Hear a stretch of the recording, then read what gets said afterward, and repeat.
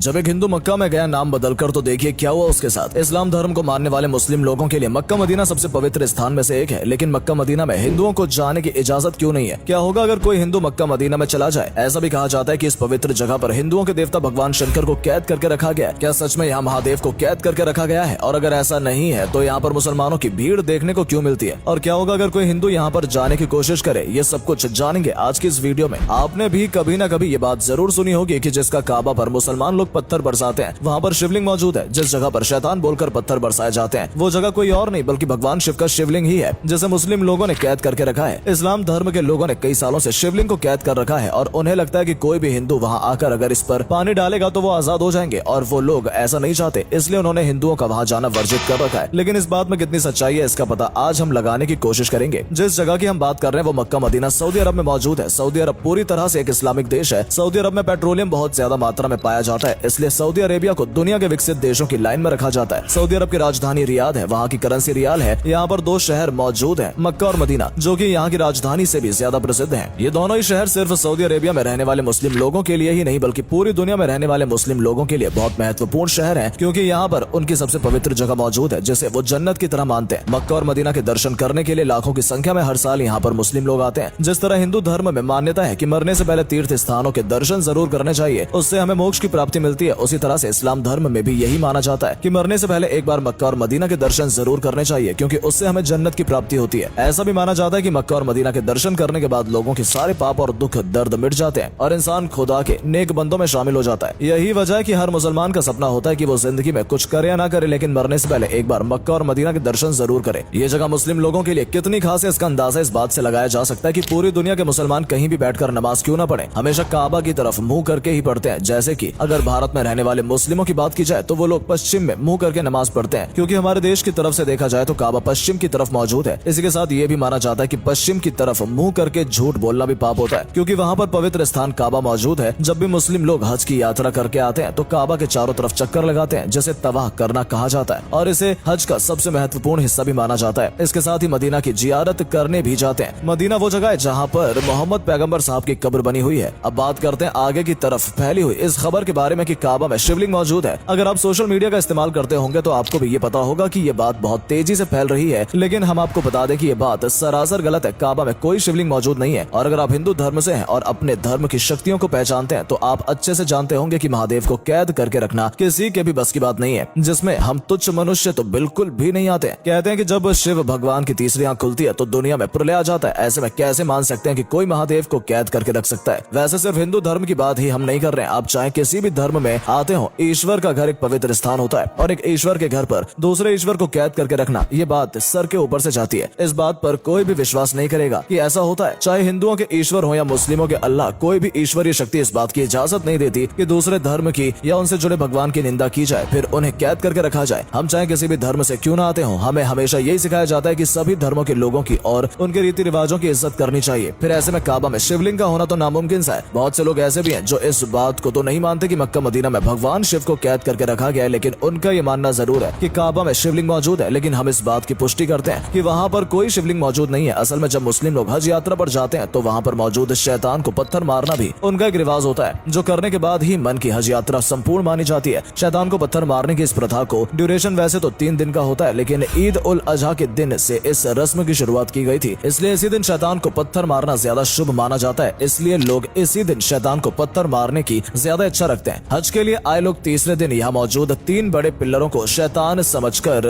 उन्हें पत्थर मारते हैं और अपनी रस्म अदा करते हैं। इस रस्म को करने के साथ ही हज की यात्रा भी पूरी हो जाती है। अब हिंदू धर्म को मानने वाले कुछ लोगों का ऐसा कहना है कि ये जो 3 पिलर हैं ये शिवलिंग है और इनके अंदर ये शिवलिंग की स्थापना की गई है, लेकिन ऐसा बिल्कुल भी नहीं है। ये सरासर गलत अफवाह है। असल में जब अल्लाह ने हजरत इब्राहिम से कुर्बानी में उनकी पसंद की चीज मांगी तो हजरत मोहम्मद के लिए उनकी औलाद से ज्यादा पसंदीदा कोई चीज नहीं थी, क्योंकि उनकी औलाद काफी बुढ़ापे में पैदा हुई थी और वो अपनी औलाद से बहुत ज्यादा प्यार भी करते थे। लेकिन जब अल्लाह ने कुर्बानी मांगी तो उन्होंने अपने चहेते बच्चे की कुर्बानी देने का फैसला किया, और जब वो अपने बेटे को लेकर कुर्बानी के लिए जा रहे थे तभी रास्ते में एक शैतान मिला, जिसने हजरत इब्राहिम से कहा कि वो क्यों अपने बेटे की कुर्बानी दे रहे हैं। इतने सालों बाद बुढ़ापे में पैदा हुए बेटे की कुर्बानी कोई कैसे दे सकता है? अल्लाह के कहने पर ऐसा किया जा सकता है। हजरत इब्राहिम ने सारी बात सुनी और सोच में पड़ गए और अपने बेटे की कुर्बानी देने का इरादा भी डगमगाने लगा, लेकिन फिर उनको ध्यान आया कि मैं गलत सोच रहा हूँ। अल्लाह का हुक्म सबसे पहले आता है और वो अपने बेटे की कुर्बानी देने के लिए ले गए। कुर्बानी देते समय उनका मन विचलित न हो जाए इसलिए उन्होंने उन्होंने अपनी आंखों पर पट्टी बांध ली। लेकिन अल्लाह कैसे किसी के साथ गलत होने दे सकते थे? वो तो सिर्फ हजरत मोहम्मद की परीक्षा ले रहे थे, जिसमें वो पूरी तरह से पास हो गए। यही वजह थी कि अल्लाह ने बेटे की जगह एक बकरी को खड़ा कर दिया और तभी से बकरा ईद के दिन बकरे की कुर्बानी दी जाने लगी और ये परंपरा तभी से चली आ रही है। यही वजह है कि जब हज यात्री जानवर की कुर्बानी दे देते हैं तो ये उसी शैतान को पत्थर मारने पहुंच जाते हैं जिसने हजरत मोहम्मद को भड़काने की कोशिश की थी। इस रस्म को